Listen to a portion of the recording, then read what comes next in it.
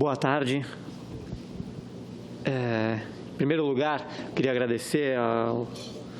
senhor senador Renan Calheiros, presidente do Senado Federal, na pessoa de quem eu cumprimento aos meus colegas economistas que compõem a mesa, senhoras senadoras, senhores senadores. Para mim é uma honra e um prazer muito grande ter a oportunidade de debater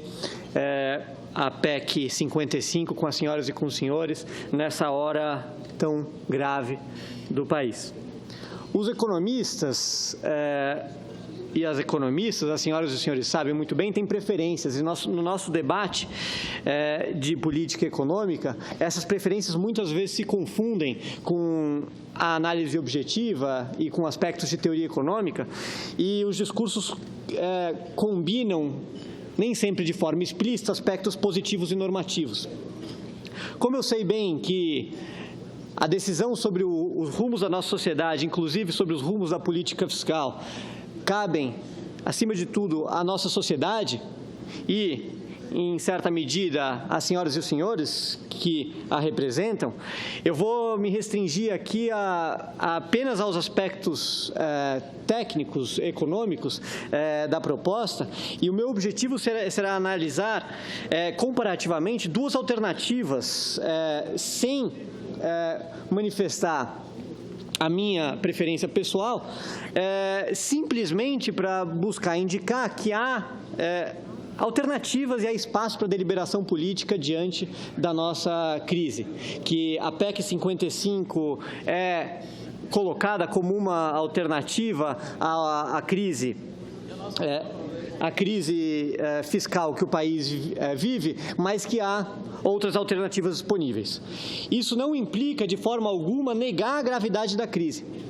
As famílias das periferias das grandes cidades brasileiras, que têm visto seus membros se tornarem desempregados, que têm enfrentado uma situação de empobrecimento muito acelerado, sabem o quão grave é essa crise. Aqui,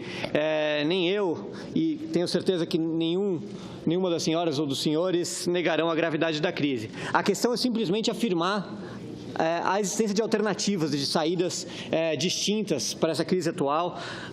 do que a PEC 55, do que aquela saída colocada pela PEC 55. Eu vou, buscando respeitar o tempo, eu vou tentar passar muito brevemente por, essencialmente, dois pontos. O que eu vejo como problemas potenciais da PEC 55, discutindo as origens da fragilidade fiscal atual da economia brasileira, as perspectivas de retomada do crescimento com uma eventual aprovação da PEC e os riscos do ajuste proposto, focando mais na parte da perspectivas de retomada do crescimento. E daí, na sequência, eu vou buscar sugerir e analisar algumas alternativas existentes, buscando examinar quais seriam as suas diferenças do ponto de vista dos seus impactos em relação à PEC e focando especificamente na questão tributária. Em primeiro lugar, muitas vezes é argumentado no debate sobre a PEC que a nossa situação fiscal é uma situação de fragilidade estrutural, de um crescimento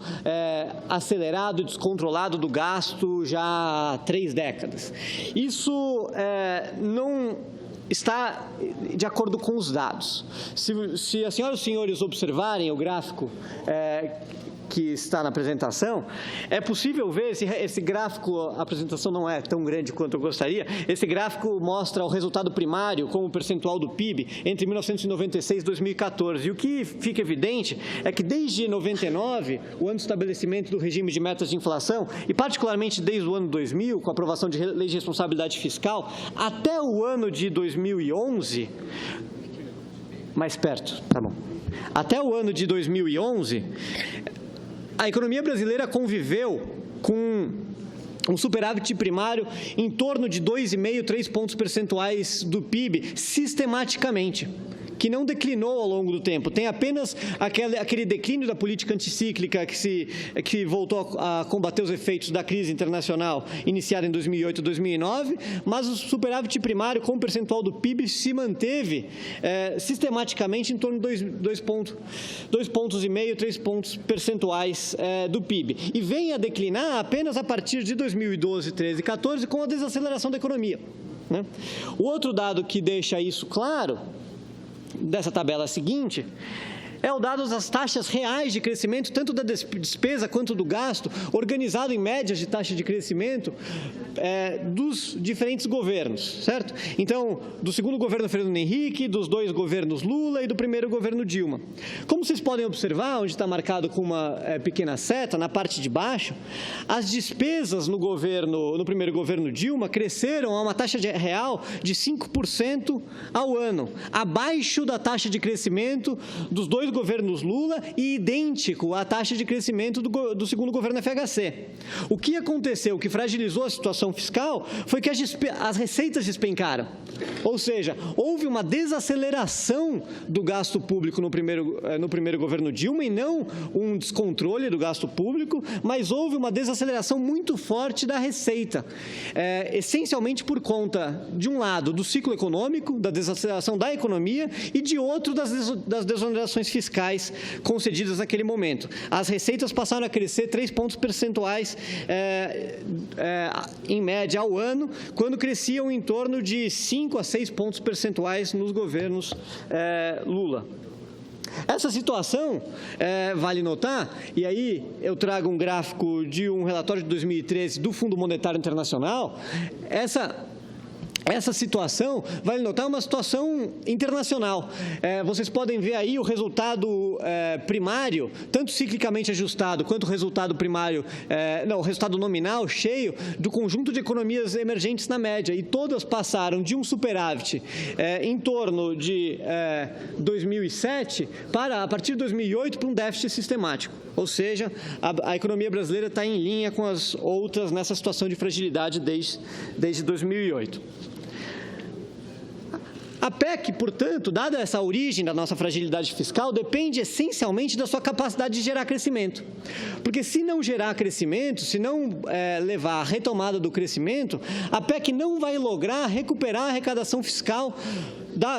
do governo brasileiro e, portanto, ajustar a nossa situação fiscal. Muito se diz que políticas de ajuste fiscal, se não levarem a crescimento econômico, podem gerar um ciclo vicioso, em que o corte de gastos desacelera a atividade econômica, a desaceleração da atividade econômica reduz a arrecadação, a redução da arrecadação diminui ainda mais o resultado primário, aumenta o déficit primário e leva a ulteriores cortes de gasto, e assim por diante, levando a uma espiral viciosa. Portanto, a PEC só será bem-sucedida se conseguir retomar o crescimento econômico. Inclusive, os argumentos do governo de que a PEC pode ser, inclusive, benéfica para a educação e saúde, que são os pontos mais sensíveis, e que são o motivo pelo qual a PEC é uma proposta de emenda constitucional. A PEC é uma proposta de emenda constitucional essencialmente porque precisou desvincular as vinculações constitucionais de gasto de educação e saúde. Inclusive, o argumento do governo a esse respeito depende de uma recuperação do crescimento. Porque se o crescimento não se recuperar, as receitas vão continuar caindo e os recursos para a educação e para a saúde tendem a cair ainda mais. Ainda que a situação da educação e da saúde devem ser prejudicadas pela PEC, mesmo com uma eventual retomada do crescimento. Em 2010, o debate no campo da economia, na teoria econômica, se deu em grande medida em torno das proposições do professor Alberto Alesina, em um texto publicado em conjunto com uma outra economista chamada Silvia Ardanha, que sugeriu a possibilidade da ocorrência do que eles chamavam de uma contração fiscal expansionista, um resultado que parecia contraintuitivo, em que o governo reduziria os seus gastos e isso levaria a uma expansão da economia, uma expansão da atividade econômica. Isso ocorreria, na visão do Alesina e da Ardanha, entre outros motivos, porque daria um choque de confiança nos agentes. Os agentes, ao verem a situação de solvência do governo melhorar, aumentariam os seus gastos, tanto em consumo como em investimento, e conseguiriam acelerar a atividade econômica. Isso tem a ver, em parte, com um outro conceito caro ao jargão dos economistas, que é a equivalência ricardiana, a ideia de que quando os agentes, as famílias das empresas veem o governo reduzir os seus gastos, isso leva os agentes a acreditarem que os impostos tenderão a diminuir no futuro e, portanto, já embutem essa renda maior que teriam no futuro no gasto presente. Um estudo do FMI do próprio ano de 2010 buscou fazer uma análise estatística muito detalhada das proposições do Alesine e da Ardanha e mostraram que a forma como eles concebiam estatisticamente a sua análise sobre as contrações fiscais expansionistas eram muito frágeis e viesavam os resultados para encontrar resultados favoráveis ao PIB dos ajustes fiscais. O resultado que o FMI encontra fazendo essa revisão, o próprio FMI, nesse relatório de 2010, é que o ajustes fiscais em qualquer país do mundo é, em regra, recessivo, mesmo quando atenuado por uma redução das taxas de juros, ou seja, a política monetária coordenada com a política fiscal, atenuando o impacto recessivo da política fiscal, mesmo quando atenuado por uma desvalorização cambial que compense, do ponto de vista da atividade econômica, por um aumento das exportações, e mesmo quando se considera que ele seja feito em países em que há uma percepção de alto risco de insolvência do governo. No Brasil, então, notem, o FMI considera que, em regra, os ajustes fiscais são recessivos e não expansionistas, que governos que realizam ajustes fiscais tendem a colher recessão no curto prazo e não expansão econômica e não retomada do crescimento. Será que a situação no Brasil poderia ser diferente? Bom, em primeiro lugar, alguns pontos que o FMI lista como eventuais atenuantes dos impactos recessivos de um ajuste fiscal não estariam presentes no Brasil. Por exemplo, dois atenuantes são a redução da taxa de juros que poderia ocorrer e a desvalorização do câmbio que poderia levar ao aumento das exportações. Se, porventura, o ajuste fiscal levar a uma desvalorização do câmbio, que é um resultado forte que o FMI encontra, nota-se que no Brasil, desvalorização do câmbio é sistematicamente relacionado à aceleração da inflação. Então, se isso ocorrer, se o câmbio se desvalorizar, a política monetária não vai poder compensar a política fiscal, não vai poder reduzir os juros, o que, por sua vez, não colabora para colocar o endividamento numa trajetória sustentável e, ainda assim, aprofunda o caráter recessivo e contracionista do ajuste. Por outro lado, o setor externo, se porventura o câmbio se desvalorizar e as exportações crescerem, o setor externo no Brasil tem uma participação relativamente pequena no PIB, não tem capacidade de puxar a atividade econômica como um todo. Além disso, em 2016, a gente está vivendo, em 2017, 2018, a situação tende a persistir, a gente está vivendo uma situação em que a demanda internacional cresce muito pouco, em que as famílias brasileiras viveram um ciclo de elevação do endividamento muito forte, e, portanto, tem pouca possibilidade de aumentar o seu endividamento e, portanto, consumir mais devido a uma eventual redução dos juros, e que as empresas estão com muita capacidade ociosa. A ideia de que um choque de confiança e uma eventual redução de juros permitida pela PEC levaria ao aumento do investimento ignora ou não leva em consideração propriamente o efeito da capacidade ociosa das empresas na decisão de investir. Por que as empresas aumentariam a sua capacidade produtiva, é isso que significa investimento, comprariam máquinas, construiriam fábricas adicionais, quando a sua capacidade produtiva já existente não está sendo plenamente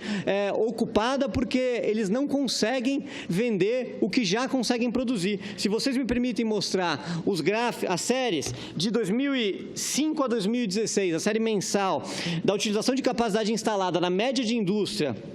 tem duas séries aí, uma computada pela CNI e uma pela FGV, vocês podem ver que agora, em meados de 2016, a gente está no piso histórico de ambas as séries. Ainda que seja possível ver uma pequena recuperação na série da FGV bem no final. Ou seja, as empresas estão ocupando menos de 78% da sua capacidade. Não há motivo plausível para que elas aumentem o investimento simplesmente por um choque de confiança. Bom, como meu tempo já está indo. Eu vou deixar a questão dos riscos para ser discutido mais adiante, mas essencialmente os riscos da PEC têm a ver com justamente um ciclo vicioso do ajuste, que vai derrubar o crescimento, derrubar a arrecadação e fragilizar a situação fiscal. Do ponto de vista do longo prazo, prejudicar, como tende a ocorrer, o financiamento da educação e da saúde tende a não ser só um problema em si próprio, porque o provimento dos nossos principais serviços públicos que estará sendo colocado em xeque, como um problema econômico, porque o crescimento de longo prazo, segundo a maior parte das evidências, depende, em grande medida, da educação e da saúde pública e do provimento adequado de educação e saúde pública para a sociedade. E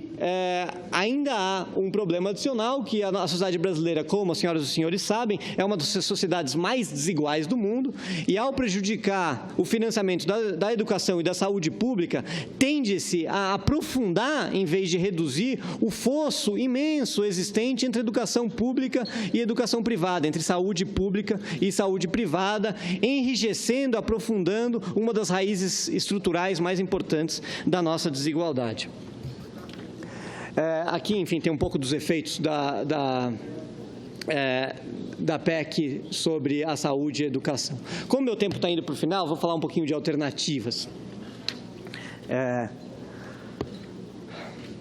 O principal argumento contra um ajuste fiscal via aumento de receita em vez de via redução dos gastos é que esse ajuste fiscal via aumento de receita poderia levar a uma elevação dos preços, porque os impostos seriam repassados para os preços, portanto, teria que ser compensado por uma elevação da taxa de juros, uma contração da política monetária e, portanto, seria mais recessivo do que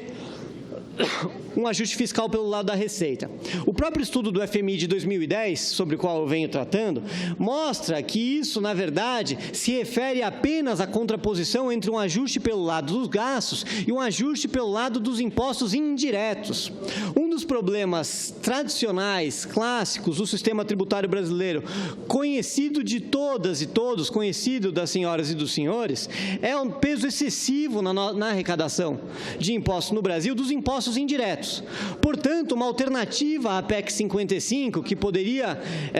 enfrentar a fragilidade fiscal presente, seria fazer um ajuste pelo aumento da receita de impostos diretos e não impostos indiretos. Um ajuste, inclusive, que poderia ser compensado com uma redução de impostos indiretos. De uma só tacada, uma proposta desse tipo poderia elevar a arrecadação, levando a uma redução do déficit primário mais rápida que a proposta pela PEC, poderia contribuir para a desinflação da economia, ajudando a política monetária a convergir para uma taxa de juros real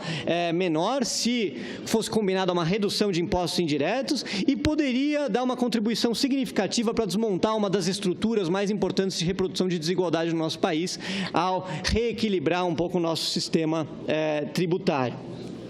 Uma das medidas principais de uma alternativa nesse sentido tem que ver com os impostos sobre a distribuição de dividendos para as pessoas físicas. Como as senhoras e senhores sabem, em 1995, um projeto de lei foi aprovado que isentou os dividendos distribuídos às pessoas físicas do pagamento de impostos e criou a figura peculiar de juros sobre capital próprio, diminuindo ainda mais a taxação sobre capital em relação à taxação sobre as rendas do trabalho e do salário no Brasil. Estudos do Sérgio Gobetti e do Rodrigo Orair, pesquisadores do IPEA, que são notavelmente os maiores especialistas em contas públicas de que dispomos hoje, mostram que a reinstituição do imposto sobre lucros e dividendos distribuídos e a extinção do juros sobre capital próprio permitiria uma arrecadação em valores de 2013 de pelo menos 40 bilhões de reais. Se fosse feita sem a alíquota linear de 15%, como era feito, mas de forma progressiva, com as alíquotas hoje vigentes para imposto de renda para pessoa física, ou seja, 7,5%, 15%, 27,5%, para diferentes taxas, cobrando mais de quem recebe mais dividendos e menos de quem recebe menos dividendos, em valores de 2013, isso permitiria uma arrecadação de 70 bilhões de reais. Como as senhoras e senhores sabem, o déficit primário desse ano está estimado em 170 bilhões de reais. Isso daria conta de quase metade já desse déficit. Como meu tempo está muito perto do fim, eu tenho alguns dados que depois eu posso disponibilizar para as senhoras e para os senhores sobre as distorções tributárias, sobre o nível de desigualdade criado por essas distorções tributárias e com as estimações do Sérgio Gobetti e do Rodrigo Urair. O que eu queria falar apenas para encerrar é o seguinte: ao contrário de alguns, eu não duvido completamente da capacidade eventual da PEC, com sua aprovação, de estabilizar o endividamento público. Acho que há riscos muito grandes de que isso eventualmente não aconteça, mas é possível que, tamanho arroxo e com uma validade de um tempo tão longo, que uma PEC como a PEC 55 consiga estabilizar o endividamento público e, eventualmente, pode até levar a uma redução da carga tributária no longo prazo. Porém, essa estabilização do endividamento público e a redução da carga tributária será feito pagando-se o preço de aumento de desigualdade, deterioração da provisão de serviços públicos e tendendo a levar a baixo crescimento da atividade no longo prazo.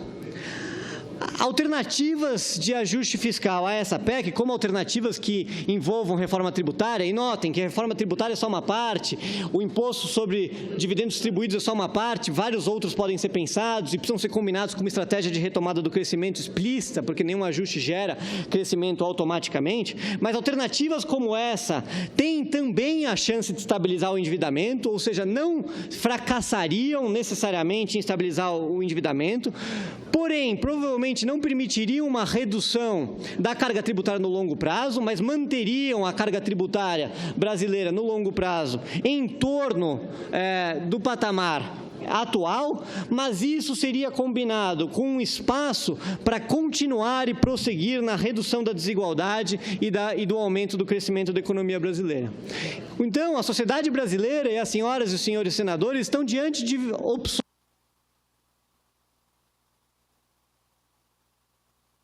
Para concluir essa primeira fase. Pois é. Entre opções de modelos distintos de sociedade. E é importante que esses modelos de sociedade estejam claros e que haja clareza de que há opções distintas. Muito obrigado pela possibilidade de contribuir com esse debate.